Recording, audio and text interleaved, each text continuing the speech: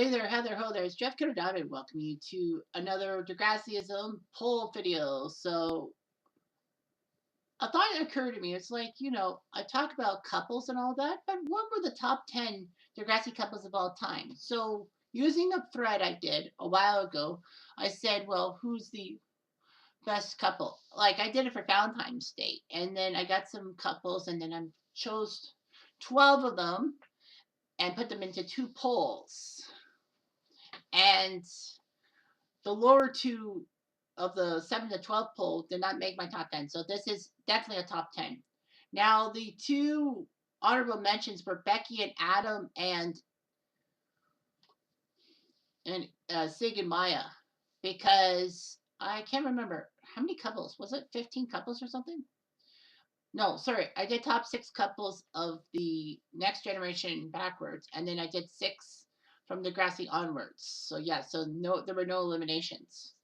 So that's the 5 I got. Now I can understand why Becky, Adam, and Maya and Sig are not top 10. I mean, Maya and Sig, I was actually shocked because, like, personally, I didn't like the Maya Sig relationship because of how Sig may have manipulated Maya and all that, and Sig would only care about Maya when Maya's with other guys, whereas if Maya and Sig are there, Sig doesn't really feel that good of Maya. And I compared Sig to Veronica from the Archie comics. Of course, I have to say Archie comics because there's a different vibe with the Riverdale CW show. So anyhow, yeah. So those two actually could be at the mercy of my top 10 worst Degrassi couples thing. I actually found some bad Degrassi couples, and then I asked in a thread of people to choose their ones, and then I'll make my own thing. I might change things up a bit, but we'll see what happens. Anyway, so let's get busy with the 7 to 12 poll. I got 214 votes. Becky and Adam only got 5, and Maya and Sake only got 15, so they did not make the top 10. So here we go. Number 10 on the list with 22 votes was Sav and Anya from season 7 to 10. It was kind of an on again, off again thing. Reason why I think they were a good couple is because they complemented each other well. And Anya was willing to do whatever it took to be with Sav and all that. I know Anya seemed manipulative and all that. And the problem with Sav is that, he didn't want to tell them that he and Anya were going out together and all that because of his family's Muslim faith and all that and the arranged marriage, quote unquote. But the simple fact is that, Sav did some bad in that relationship too, as did Anya. But I mean, they were good as a couple. I mean, Anya helped Sav win the student election in season 10, while Holly J wanted Anya to ruin Sav's chances by saying that having Sav's baby. But Anya actually decided to turn that around with Sav's help, saying that we miscarried. Sav got more sympathy votes, and Holly J got booted out. And I think Anya got her revenge on Holly J for bullying her and all that. But yeah, Sav wanted to be with his arranged marriage and all that. Anya fell flat, decided to date Owen, Dr. Chris, and someone else, I think. But anyway, she then went to the military and all that because she's good at following orders. Kind of a dumb move in my mind, but whatever. All right, so number 9 on the list with 41 votes out of the 214 was Palex, aka Paige and Alex, seasons 5 and 6. I think they were a good couple. The problem was that with Paige is that, she was upper class, Alex was lower class, some kind of class system thing, and Paige treated Alex like dirt sometimes. But although Paige did help Alex out when Alex was doing her exotic dancing, and then all of a sudden, her mom took the money that Alex made and paid for her ex-boyfriend to get out of jail, and all of a sudden, that it just basically they can't really keep the lights on. And Alex was worried about things. Her mom had that vicious cycle being with an ex-boyfriend who didn't want to be around her. So yeah, but Paige helped her out, but Alex soon falls into bad stuff again, or bad habits, like being with Jay for one thing.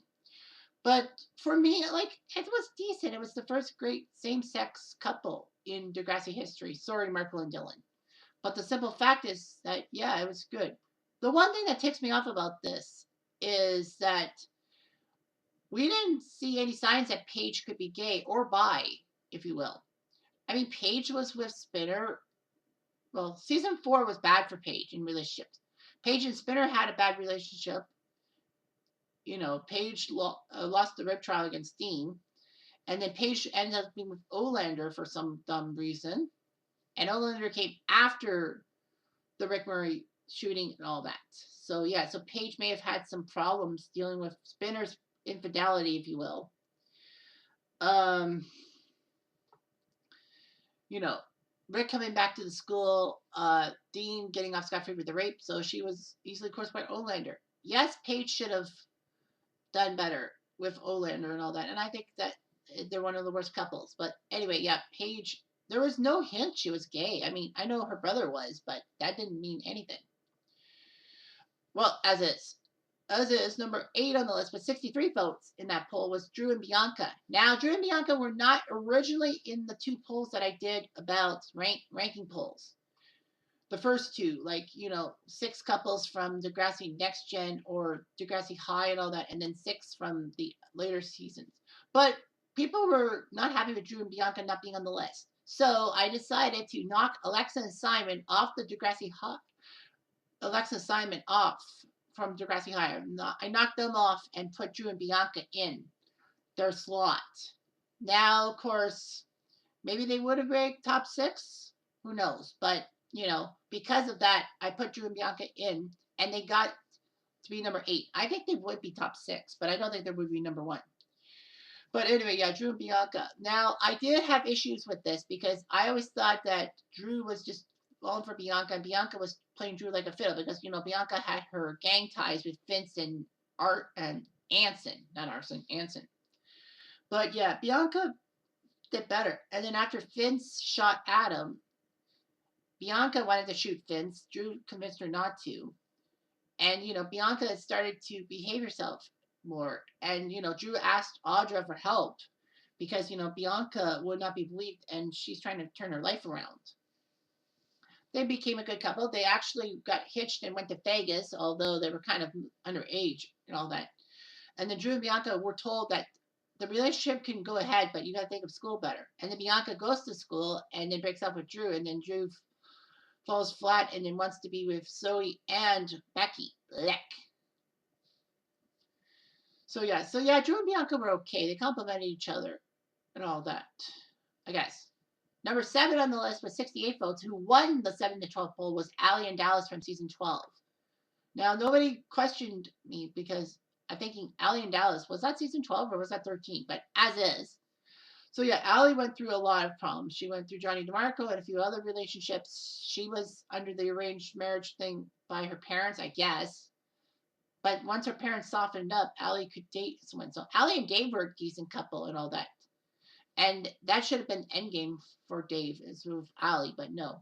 Allie and Dallas were okay. Dallas was actually living with Allie because in minor hockey you have these teams called billet families, and they take in a player from out of town. So Dallas, coming from Guelph, actually roomed with Allie, Sav, and the Bandaris. And then Allie and Dallas found true love, and it looked pretty good. I don't know what. I think it was because Dallas impregnated Vanessa and had a baby Rocky that he had to break off with Allie in a sense.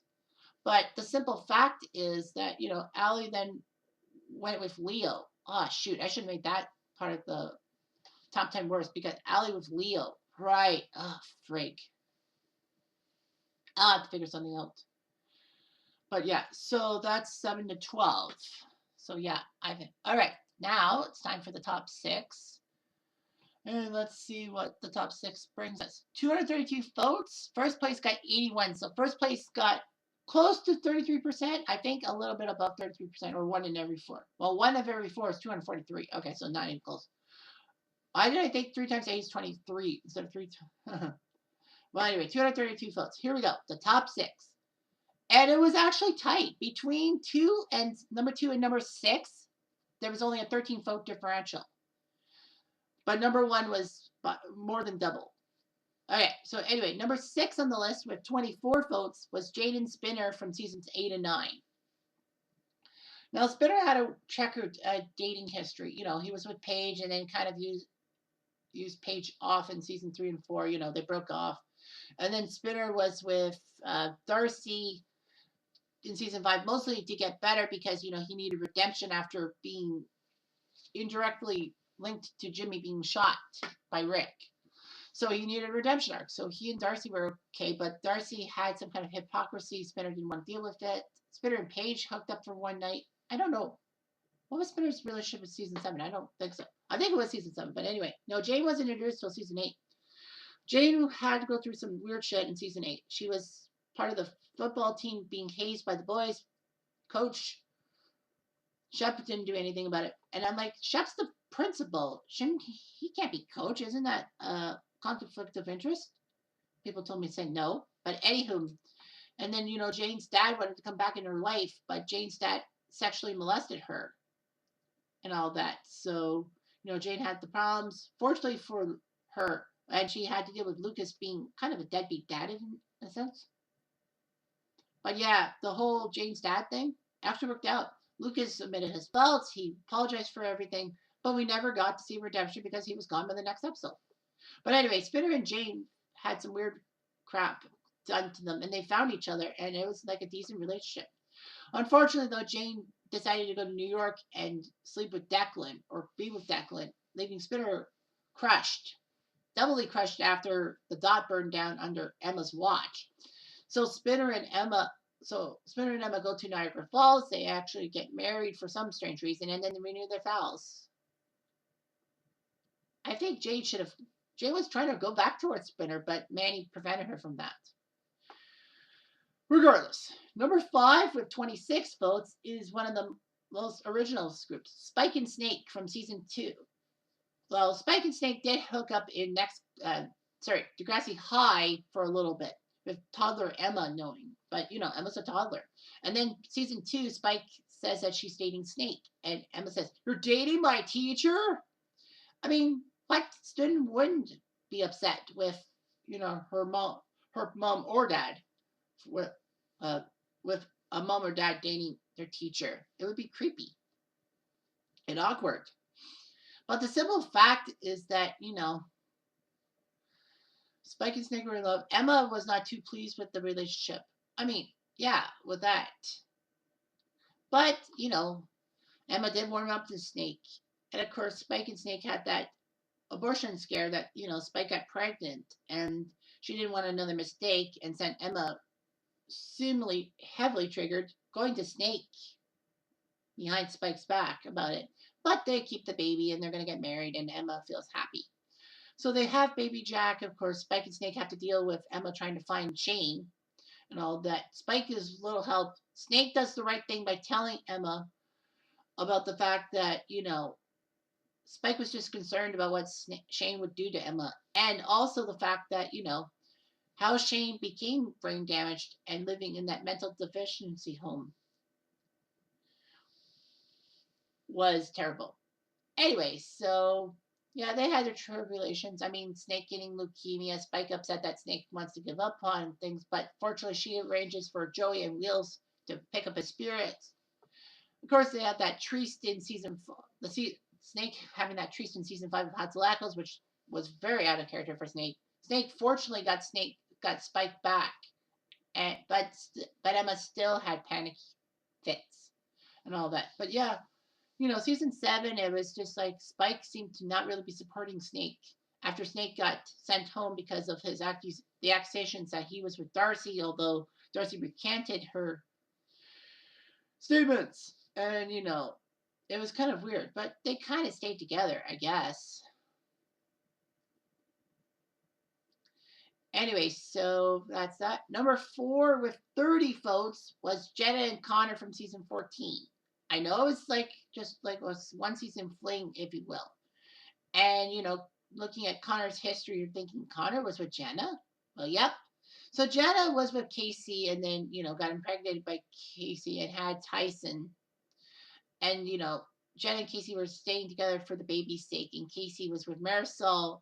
And Casey tells Jenna, saying, "You told me to play basketball," which was pathetic. Casey's just being a bitch. But anyway, yeah, so they lose Ty because they can't be together and all that. Jenna had some dumb shit. And Connor, well, he was trying to look for love. He wanted to be with Claire, but Casey stole Claire from him in his eyes. And then, he had that online fantasy, but she was creepy towards him. Connor seemed to not really be in a relationship and all that. He was portrayed for a few seasons like that. And then he and Jenna break bread and actually are a couple. And, Connor gives that nice proposal in an astronaut outfit. It was like, wow, that's very romantic by Connor. And Jenna accepts his proposal. Now, a lot of people said that they glossed over Jenna and Connor being a couple because they had like no drama, and it's all about the drama. Yeah, pathetic. All right, so number 3 on the list with 34 votes was Eli and Claire. The one I picked was Claire because I think Eli and Claire were a good couple and a bad couple, but they were good for each other near the end. So Claire had an attraction with Eli because he was dark and all that and brooding. But Eli said he had a girlfriend who died in a hearse, so he drove a hearse and all that. Claire felt something about it, but Claire was going through her own drama because her family was breaking up in front of her eyes. But Eli crashed his hearse over getting Claire at the hospital, but Claire says, I can't do this anymore. And then they break up. And then all of a effing sudden, Claire gets mad at Eli saying, did you flip a switch and leave me from your memory? Did 3 months mean nothing? Or was it 6? I can't remember that quote. But anyway, yeah, Claire was being the drama and all that. Katie was right in a sense. I think Claire wanted Eli. I mean, Claire went with Jake, but unfortunately couldn't be with Jake because Jake's dad and Claire's mom married, which meant they were step siblings, and under law, that would be incest. So yeah, Claire was going through a lot with her cancer, getting pregnant, and then miscarrying the child, and then thinking that she was with Drew, was supposed to be Drew and Claire, but no, the baby was Eli's. So Claire miscarries, and then they have the thing. They do communicate in New York and all that. So yeah, it was actually a weird relationship that worked out in people's eyes. Okay, so number 2 with 37 votes was Fiona and Imogen. Now, of course, this was around the era that I didn't watch Degrassi, so I don't know much about Fiona and Imogen. I know of Fiona because Fiona was with Bobby, but Bobby was abusive towards her, and then Fiona turned to alcohol to soothe the pain, if you will. But it didn't work out that well. And then, Fiona, for some strange reason, wanted to be with Holly J, even though Holly J was with Declan. And Fiona tried to do twincest because she was scared of losing Declan, which was like, what the fuck? But anyway, yeah, Fiona and Imogen, were a decent couple. Like Fiona was a decent person. She liked Holly J, but she didn't tip her hand saying that she wanted to be with Holly J. It would have actually been a nice relationship in my mind. But then Imogen, a few things happened. But yeah, Fiona and Imogen, same sex couple, they were pretty good. A lot of people said they were good couples and everything. So anyway, yeah, Fiona and Imogen were a good couple. But by far, the Reddit community, now remember, I'm going by the Reddit votes. I don't get to say it. The Reddit votes, with number 1 is Jay and Manny from season 7. Now, it was weird. It was like a 1-year thing, but although there was probably signs that it would pass season 7. So the simple fact is that, they both had dating problems. Manny's dating problems were based on the fact that, she wanted to be hot. She didn't want to be cute. She wanted to sexualize herself for Sully and for Craig. She manages to get Craig, and then, Craig impregnates her when Manny's in that love triangle with Ashley as well. So, Manny has her problems with things and decides to abort it, saying she's not ready to be a mom. And Craig could have helped matters by saying that, he wanted that baby because, after all, Craig doesn't really have a family. His parents are both dead, and Joey doesn't treat as a father at times. But yeah, like, that's what I say. But yeah, so Manny and JT had a fling and all that, but Manny broke up with JT because he was using a penis pump. Manny always wanted to be with Craig, which was weird and all that. I don't know. Who was Manny with season 5? I don't think she was with anybody in season 5. But anyway, yeah, Manny had some issues. And Jay, for the life of me, like, why would she be with Jay? Like, I hate that guy. Don't hate the player, hate the game. That's how I feel. I mean, Mike Lobo was a good actor. Like, I don't have any grudges against Mike Lobo as Mike Lobo, but Mike Lobo as Jay, the world's oldest teenager, as people put in the Reddit community, I do have a problem with. The fact of the matter is that, Jay was a troublemaker. He coursed Sean out of being with Emma and joining his Candy Bandits in season 3. He was there to cause trouble with Rick in season 4, bullying Rick just because he needed to. And the worst part is, Jay had no connection with the Terry situation from season 3.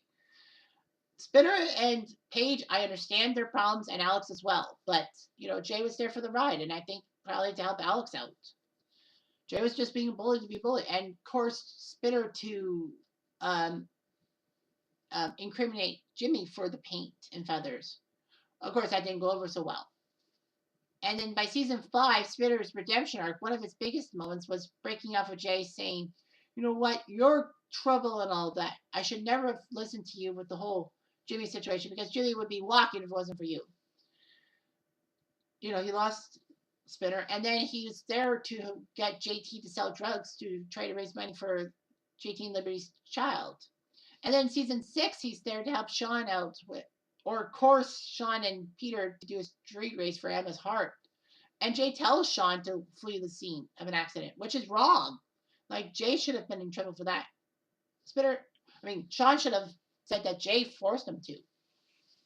So yeah, their paths crossed in weird ways. Manny, I think, was going to use Jay to try to get more freedom from her strict parents and all that, but was upset. Manny apparently was upset that Jay was making a concentrated effort to get close to the parents and not pissing them off. But, Jay was just trying to level down. And, I think losing Spinner and Alex, in a sense, made him realize that, yeah, he needs to get better. And he kind of does. Jay does protect Manny sometimes. And the worst part is, Jay wanted to put a sex tape, replace Manny's audition tape for Smithdale and all that. He was a jealous prick. But Jay learned he needed to do everything right. And Jay even had a ring for Manny, and Manny pawned it, even though that it was close to Jay because it was Jay's mom's ring. So yeah, it was weird and all that. Like, I kind of hate Jay for how he was the devil on everyone's shoulder and forced everyone to do stuff, including Emma in season 4 with going to the ravine. Yes, that's one I also forgot. But the simple fact is, yeah, Jay and Manny were there, and Jay was there when Manny got bit by her college professor and also her friend, like from an audition sense. And Manny blows the audition for the Kevin Smith movie because of Mick. But the simple fact is, Jay was there. Jay got a Degrassi school bus, took the Spuds, Peter and his band, the Studs, sorry. Why did I call them the Spuds? And, they went to try to fix Manny's problems and get her the role back in the Kevin Smith movie. Like, Jay would do anything for love, but he wouldn't do that. Well, he did do that. I know it's a Meatloaf reference, but whatever. So anyway, those are the 10 best couples. The 10 worst couples, there'll be probably some shit flying, and that's the way it is. Anyway, I'm Jeff.